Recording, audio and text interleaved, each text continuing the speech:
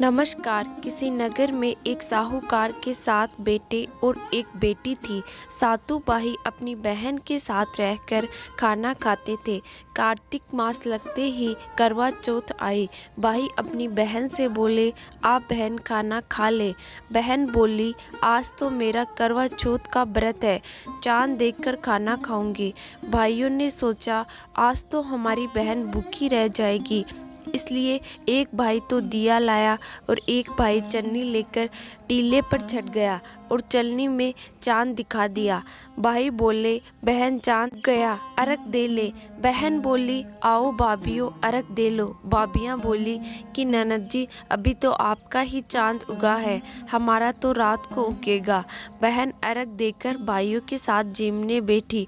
पहले घास में बाल आया, दूसरे में छींक आई, तो तीसरे घास तोड़ते ही ससुराल से बुलावा आया।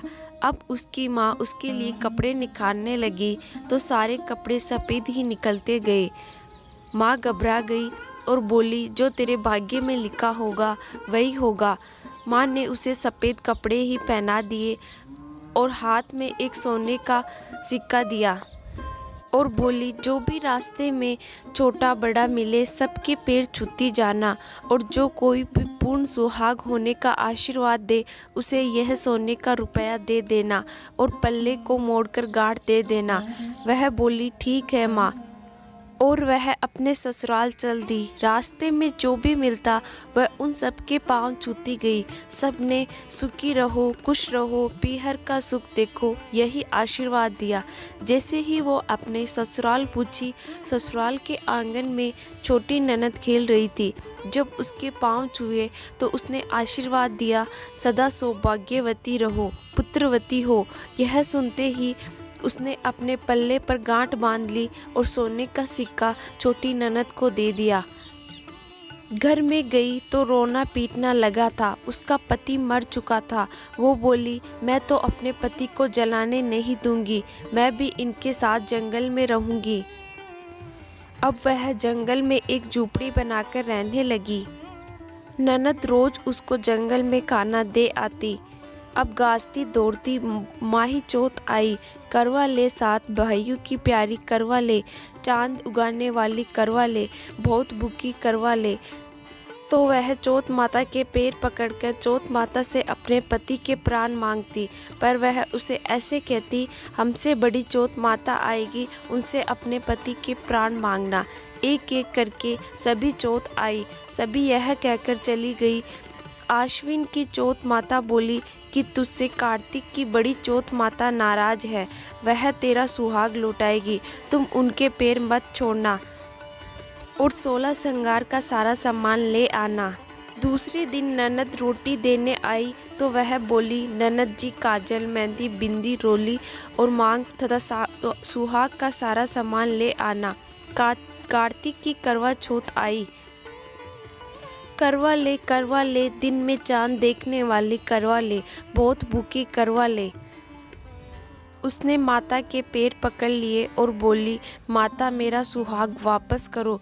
चौथ माता बोली, तू तो बड़ी भूखी 7 भाइयों की प्यारी बहन है, तू सुहाग का तेरे लिए क्या काम। वह बोली, नहीं माता, मैं आपके पैर तब तक नहीं छोड़ूंगी जब तक मेरा सुहाग वापस नहीं करोगी। माता, आपको मेरा सुहाग वापस देना पड़ेगा। तेरे पास जंगल में सुहाग की क्या चीज़ है। वो बोली, माता आप मांगो वो सभी है। माता बोली, रोली, मोली, सेठली, गेटली, पतासा, गेहूँ, करवा चौथ, जलेबी, उन सभी चीज़ों को निकाल दी। माता बोली, तुम्हें ये ज्ञान कहाँ से आया। माता ने बोला, मुझे जंगल में ज्ञान को आपने ही दिया है। माता ने सारी सुहाग की चीज़ों को गोलकर छींटे दे दिए।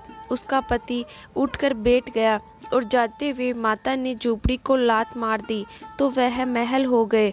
सुबह ननद खाना देने आई तो वह बोली, मेरे भाई भाभी खा गए। भाभी ने ऊपर से आवाज़ लगाई, ननद जी आओ, हम तो यहाँ बैठे हैं। ननद ने पूछा, भाभी ये सब कैसे हुआ। भाभी बोली, रात में चौथ माता आई थी, वो ही यह करके गई।